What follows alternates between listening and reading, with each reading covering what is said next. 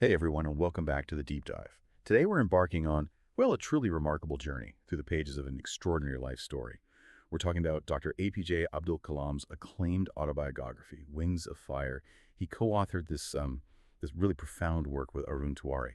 Now, for this deep dive, we've pulled together insights from various reviews, some insightful articles, and biographical notes about the book itself. Our mission today is really to unpack the profound impact and the inspiring themes of this significant work. We want to explore what makes it resonate so deeply with readers, right? So get ready to discover the incredible transformation of a boy from, well, humble beginnings in Ramaswaram, Tamil Nadu, into India's legendary missile man. Oh.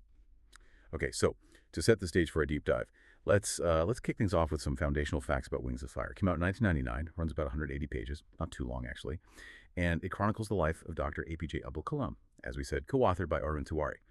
And Tiwari wasn't just any co-author, he was a fellow missile scientist, a close collaborator. Right, which adds a certain authenticity to the scientific parts, wouldn't you say? Absolutely. So the book meticulously traces Kalam's journey, from those incredibly humble origins all the way to becoming India's missile man. Now, an important note here.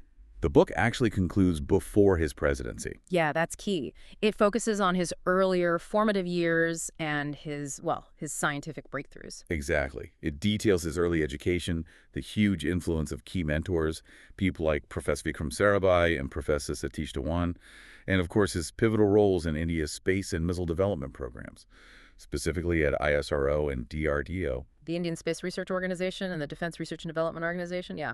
Crucial stuff. But what's truly fascinating about Wings of Fire, I think, is its structure. It's quite unique. It's not just, start to finish linear. It's broken down into 4 distinct sections. Oh, right. Orientation, creation. Exactly. Orientation covers his early life. Creation focuses on his big scientific contributions. Then there's propitiation, which delves into his leadership, the challenges he faced. And finally, contemplation, where he really reflects on life lessons, spirituality, that sort of thing. That's interesting. So it's not just arbitrary chapters. Not at all. It feels like a very purposeful, almost philosophical journey through his life and legacy. It kind of reveals how his personal growth mirrored his professional achievements, That structural approach, it makes a lot of sense when you think about it, because look at the sheer success of this book, reprinted over 30 times. Yeah.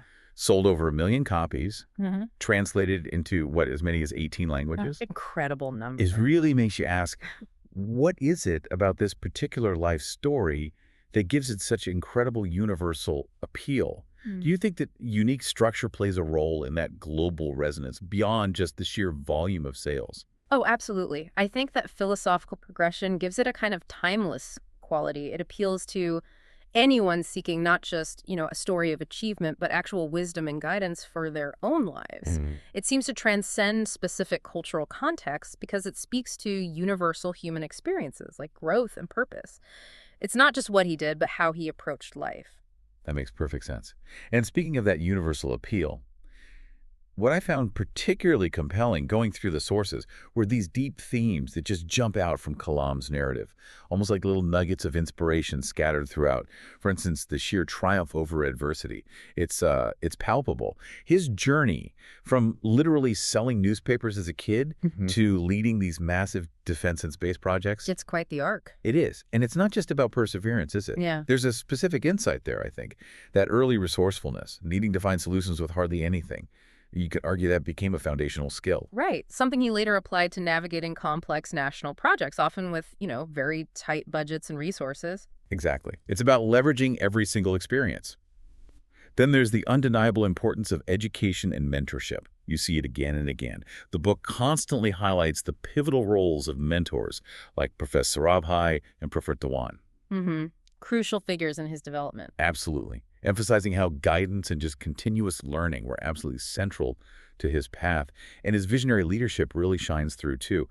As a trailblazer in India's missile projects, Kalam describes a leadership style built on, intense teamwork. With colleagues who often didn't get the limelight, right? The unsung heroes. Precisely. And unwavering determination. One source even quotes his emphasis on teamwork and effective leadership. What's striking is how he built consensus, drove innovation through that collective effort. And if we connect these personal themes, these leadership aspects, to the bigger picture, it becomes, well, abundantly clear that they're intrinsically linked to his overarching commitment. Which was National development and innovation.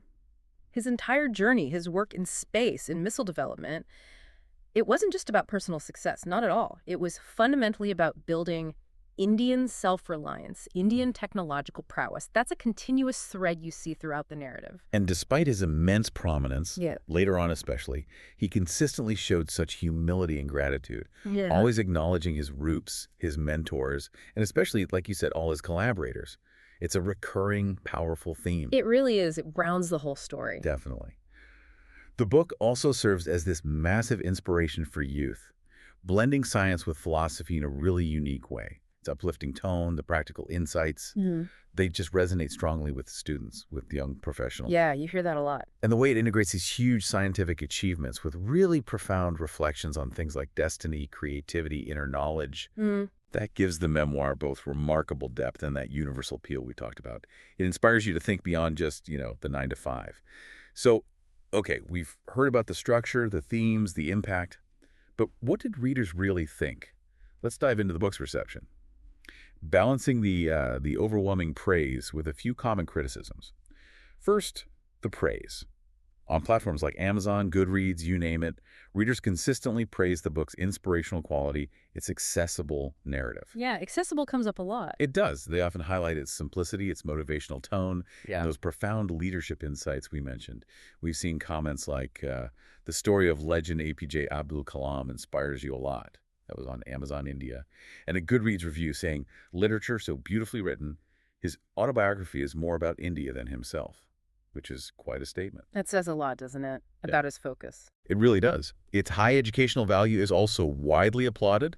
People find it clear, relevant for all ages, but especially students and young professionals. And many describe its motivational essence as, and I quote, worth its weight in gold. Wow. Yeah. For its life lessons on leadership, dedication, and tying back to your point, nation building. Okay, but this brings up an important point for you, the prospective reader, to maybe keep in mind. While the praise is absolutely extensive, there are a few common observations, maybe criticisms, that do come up. Right. Let's get into those. Well, one is the scope limitations. We touched on this. The book concludes around 1991, so it notably omits his entire presidency and many of his later initiatives. Which is a huge chunk of his public life, really. Exactly. So this often leaves readers wanting, a more complete picture of his life beyond just the scientific career focus. Makes sense. What else? Another point is what some perceive as technical density. Ah, the science parts. Yeah. Some non-specialist readers, understandably, might find sections focused heavily on missiles and aeronautics a bit less engaging. They sometimes feel it's too technical, maybe too much jargon, which can slow down the reading experience for some people. That's fair. It is a specialized field he worked in. Yeah. And what about the writing style itself? Any comments there? Yes. A few readers have described the overall writing style as maybe somewhat dense, or perhaps a bit slow-moving in parts. They occasionally mention repetitive acknowledgments, thanking people repeatedly. Okay. And some feel there's maybe a perceived lack of deep emotional immersion, suggesting it's more focused on his intellectual and professional journey, and maybe less on his inner emotional world. So more cerebral than emotional, perhaps. Perhaps for some readers, yeah. It's important to stress, though, these are relatively minor points amidst just overwhelming praise. But they are worth being aware of if you're thinking of picking it up. Right.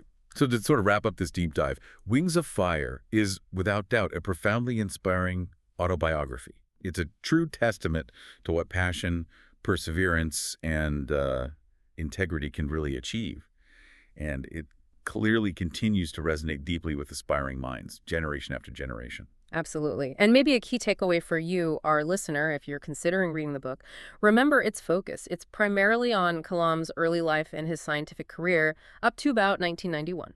So if you're really seeking that full life portrait, you might want to think about pairing it with other work. Complementary books. Yeah. Exactly. Books that cover his later years, including his time as president, just to get that complete picture. Okay, so here's a final thought for you to mull over. Given Dr. Kalam's really unique ability to combine huge scientific achievement with deep philosophical reflection and that profound sense of national purpose, what aspects of his multifaceted approach to life, what parts of that might be most relevant for us today? For overcoming today's complex challenges, both maybe the personal ones we face and the larger societal ones. Something to think about. We encourage you to mull over that thought.